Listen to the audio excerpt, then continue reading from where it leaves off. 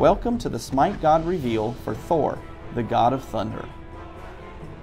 Thor, as famous as he is bold, is god of the thundering sky. Yet his hammer, Mjolnir, is nearly as famous as he is, and Thor will not be parted from it. Odin, the All-Father, bore many children, but none as well known nor as mighty as Thor, who had the strength to move mountains and the power to call lightning from the sky. Despite these incredible gifts, Thor's enemies were cunning, bloodthirsty, and numerous. The frost giants constantly threatened to invade Asgard, requiring every ounce of Thor's near limitless strength just to keep them at bay. Had the tide truly turned, Asgard might have been destroyed, but a simple prank played by the treacherous Loki ended with the creation of Mjolnir, the legendary hammer, and with it, Thor utterly crushed the frost giants. In SMITE, Thor is a melee physical fighter, capable of causing serious mayhem from long distances. Thor's passive is called Warrior's Madness. He gains 20 physical power for each enemy god within 30 feet. The passive stacks up to 3 times, so Thor is encouraged to get in the middle of team fights. His first ability is Mjolnir's Attunement. Thor throws his hammer out in a line target in front of him, damaging all enemies in the path of the hammer. The hammer then returns to Thor, doing half the damage on its path. If an enemy god was hit by the hammer throw, they take double damage on the return path. His second ability is called Tectonic Rift. Thor slams his hammer into the ground, creating a fissure where the earth rips up from the ground, slowing enemies and creating an impassable barrier. Thor's third ability is Berserker Barrage. Thor spins his hammer wildly, damaging all enemies in a close area around him. He is immune to knock-up and slows for the duration of the ability. Thor's ultimate ability is called Anvil of Dawn. After a brief build-up, Thor flies up into the air.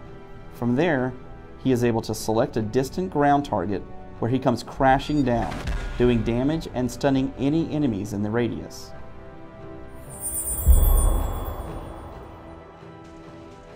In this fight, I find Bakasura coming out of the jungle. He initiates, so I fire Berserker Barrage and back out of it. I use Mjolnir's Attunement to throw a hammer and Tectonic Rift to cut off his escape. He activates his ultimate to try to bring me down, but my basic attacks end up finishing him off. This time, I see Guan Yu initiating a fight on the enemy Agni. I activate Anvil of Dawn, target the enemy, and crash down, stunning him. Then I activate Berserker's Barrage to deal a lot of damage. I use Tectonic Rift to block his escape and secure the kill. In this scenario, I see Kali overextending against Sobek. I activate Anvil of Dawn and drop down to the fight. Seeing that Kali is low health, I cut off the croc with my wall and throw a hammer to secure the kill steal.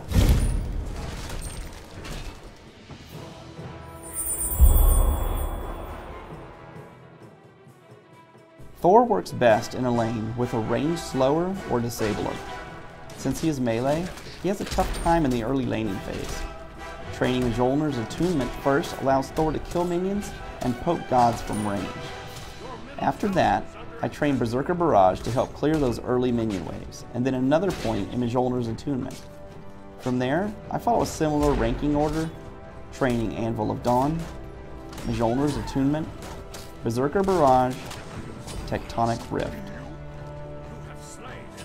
I like to build Thor a little tanky, so normally start off by buying rank 2 of the reinforced boots and 3 mana potions for early laning. After that, I try to get a Frostbound hammer built as soon as possible to help keep my enemies close. Then I finish my boots and get Voidblade, Witchstone, Titan's Bane, and Deathbringer. Thanks for watching the SMITE God reveal for Thor, the god of thunder.